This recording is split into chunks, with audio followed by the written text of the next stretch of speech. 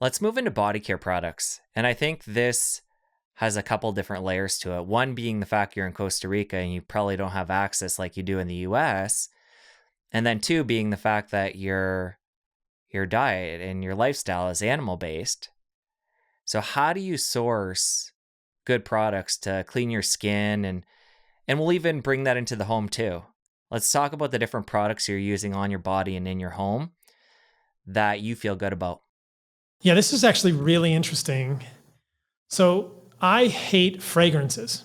I hate fragrances. A lot of time fragrances are phthalates or other things that humans don't want. So I don't like fragrances in my laundry detergent. I don't like fragrances in my dishwasher detergent. I don't even use a dishwasher. I wash my dishes by hand. So what I discovered in Costa Rica is that white vinegar is amazing laundry detergent. And that's all I get. It's $3 for a huge jug of white vinegar. And I just put that in my washing machine and my clothes are great. So if you look at laundry detergents in general, there's a compound found in a lot of laundry detergents called 1,4-dioxane. It's a probable, almost certain human carcinogen, and it's above 2 parts per million in many different laundry detergents. So even laundry detergents that are fragrance-free have 1,4-dioxane in them, something you can absorb from your clothes. So I really like washing my clothes in vinegar.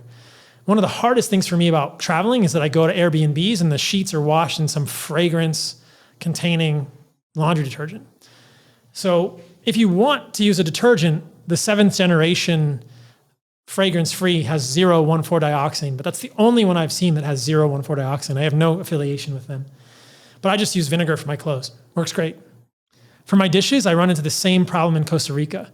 In the United States, I can get 7th generation or Ecos, like fragrance-free dishwasher soap, or basically not hand soap, but soap for my brush, because I just wash my dishes by hand. I like that process. I don't like dishwashers. But in Costa Rica, it's very hard to find those things. So I realized baking soda works great for that. So my 2 home care products are white vinegar and baking soda. And it's so satisfying to think, oh, this is super cheap. Baking soda is like, there's nothing contaminating it. Super clean. It's usually USP, so US Pharmacopoeia, it's sodium bicarbonate. That's it. And it works great. So that's what I use for my dishes. I wash them by hand. If you look at dishwasher detergents, a lot of them contain alcohol ethoxylates, which are known to damage the human gut. And a lot of that residue stays on the dishes. So you probably could find a better dishwasher detergent, but when I look on Amazon, dishwasher detergents are tough. Even the clean ones have alcohol ethoxylates in them. So dish soaps, you can probably get a good dish soap if you wash them by hand. But if you want to wash your dishes in a dishwasher, be careful. You're probably leaving residue on there. It's not great for you and your family. In terms of soaps, same kind of stuff. I would use a soap that's fragrance-free or had some essential oil in it that I like the scent of. I don't really use any scent that's made from tallow or something. In Costa Rica, I don't use any soap. I just rinse off in water. I'm in the ocean hours a day. I have good water in my house. We actually, the water for this neighborhood is from a spring and a well, so I just rinse off in water. I don't use soap in my body. If I'm needing deodorant, I can either use apple cider vinegar or rubbing alcohol. There are some good natural deodorants out there that are tallow-based. I'll probably build one of my own here pretty soon and bring it to market, but that's in the works. So if people want that stuff, it's available, but I think there are natural ways to change human odor if you're in a space where smelling like a human isn't effective or isn't acceptable. Interestingly, when I was in Los Angeles recently for the Erewhon smoothie launch, that animal-based smoothie with Erewhon, one girl came up to me and she goes, "Hey, can I smell you?" And I thought, oh my God. All right, we got this on video. I'm sure we'll put it out as content. Because she'd heard that I don't use deodorant, I don't use soap. And she totally smelled me. She's like, "You smell good." And I was like, "Yeah, I don't know. I don't smell bad." I think wearing natural clothing helps with that. So I wear wool shirts and cotton shorts.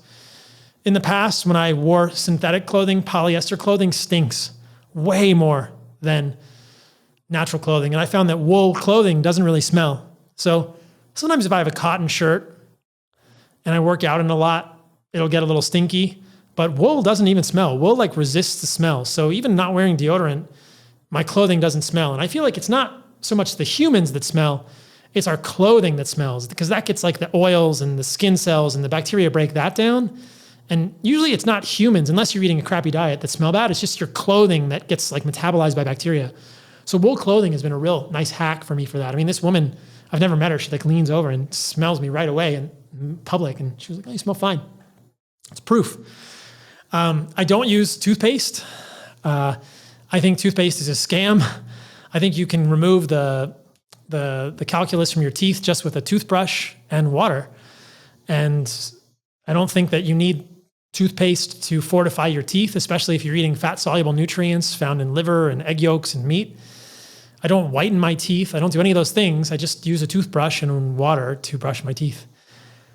There are some of these tooth powders now that have calcium hydroxyapatite in them, and that may be beneficial for tooth enamel, but I think you have to be careful that you don't overly abrade the enamel of your teeth. You can definitely put too much tension and friction on your teeth. You don't really want to brush your teeth with baking soda. That will abrade the enamel. So the enamel is kind of fragile on your teeth, and people have overly damaged their teeth from using too much abrasiveness. So I'm not really sure that calcium hydroxyapatite is the best thing to be using on your teeth. You don't need to like sandblast your teeth. Just a basic toothbrush and water removes plaque. It's amazing how it does that. I found some toothbrushes that are natural fibers rather than plastic. I don't know how much of the plastic in a toothbrush fiber could break off and become a microplastic, but I try to think about minimizing that. So I can get like boar's head bristle toothbrushes. I don't use shampoo. I have short hair, so I can just wash my hair in water. I know there are natural alternatives. I've seen some women doing cool stuff online with apple cider vinegar, egg yolks, and some other girl stuff. I don't know that they put in their hair. But yeah, so I'm a pretty simple man. I think the men out there will understand. The women will probably think, I can't do that, but I think you can probably do more than you think. I use sunscreen in Costa Rica, but it's a personal prototype sunscreen of a brand that I'm building. It's just tallow and zinc that I use on my face when I'm surfing. A lot of sunscreen has seed oils in it. You don't want to put seed oils on your skin. Nor do I want octocrylene, octobenzone, avobenzone, and all these sunscreen components that can get absorbed through the skin into the body. I think spray-on sunscreen is a travesty and should be illegal because I don't want to have to inhale your sunscreen just like I don't want to inhale your cigarette smoke. It's basically the same thing. Probably equally bad for me as your cigarette smoke. So in terms of skincare, it's what I eat. I don't do it. I don't wash my face. I don't do it. I don't have to do it.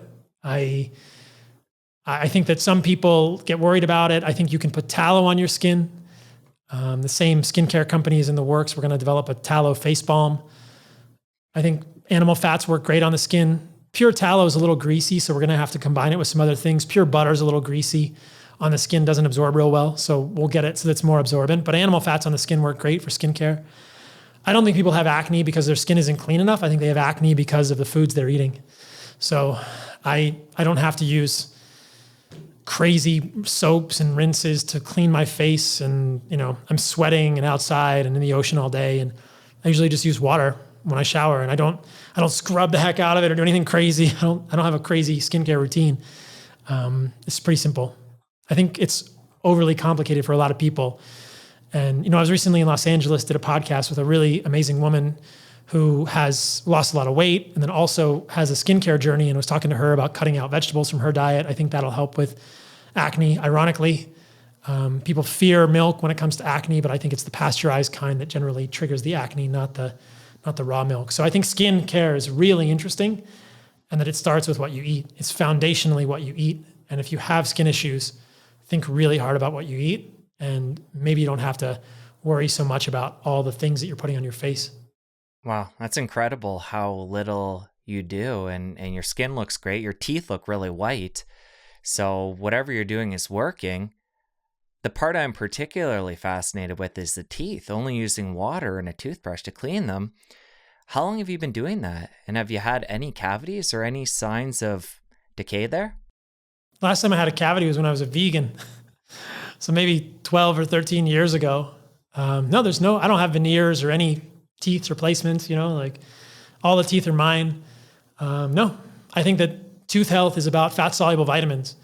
And even eating fruit and honey, I think that the immune system in your teeth, these odontocytes, these actual immune cells that live in the teeth, can handle all of that if you're getting enough fat-soluble vitamins. I mean, we know that vitamin K2 is critical, vitamin D, these are critical for healthy teeth and bones. It's a lot of what we eat and how we live. This is Weston A. Price, 101. You look at people all over the world, this dentist from the 1940s, there's incredible pictures in his books, Nutrition and Physical Degeneration, of huge, broad smiles and, indigenous people that don't even brush their teeth at all. Big, strong jaws and big smiles. And I think that that's just the absence of processed foods and lots of animal foods to get those nutrients. But yeah, I think toothpaste is overrated. Obviously, fluoride, I'm not a fan of fluoride at all. I think there's compelling evidence in both animals and humans that fluoride is harmful at a number of different levels. Even the natural toothpaste, quote unquote, without fluoride is going to have polyethylene glycol or soaps or fragrances, things which are abrasive, which can abrade the enamel. We get used to wanting our breath to smell like toothpaste when in fact, it's okay for your breath just to smell like human breath. Like people are still going to want to kiss you if your breath just smells like a human. You don't have to worry about that. If you do have bad breath, it's usually coming from your gut and not your mouth, though it can be your mouth, but that population of bacteria in your mouth is from your gut. So that's dysbiosis in your gut, which is again, probably connected with your diet and fixable with dietary changes. When I was in college, when I was in medical school, PA school, this is my late 20s. I remember I was going on a date with a girl and I had Listerine. I had a Listerine phase. I mean, Listerine seems great until you actually look at the data with it and how bad it is for humans. But it's just, it's this minty, like alcohol blitz for your mouth. You feel like you're just killing everything. I remember walking out of the house and my parents were just like, whoa, your mouth smells way too much like Listerine. And I thought, it's cool, I'm good. But now we know that when you do that, when you bomb your mouth with mouthwash, you're killing all these nitric oxide producing bacteria in the mouth. And there's been a lot of talk recently about data that people who use mouthwash before they work out, like actually decrease their muscle gains from working out. You get significantly less benefits from working out if you use mouthwash before you work out. So like you want these gut flora, you want these bacteria in your mouth that produce nitric oxide, you just want healthy populations. But I shudder to think about how much Listerine that I used in the past. Well, Paul, as you talk about this story from back in the day going on this date, it gets me thinking about you and the future for you with, getting married, having a family. It's not something I've seen you post about. Is that obviously certain things need to align and it's not totally in your control, but is getting married and having a family a goal for you down the line? Definitely. Yeah. Yeah. It's definitely a goal for me. I mean, I'm single, never been married, no kids, but living in Costa Rica makes me think about how cool it would be to raise children here, kind of in the jungle, in nature, all these things. And yeah, I think about it a lot. I think that in some ways I'm grateful that I'm still single because I'm probably significantly older than the average person who's never been married before. But at the same time, hopefully I've had time to kind of refine what I'm looking for in a partner. And I think I have a pretty good sense of that now.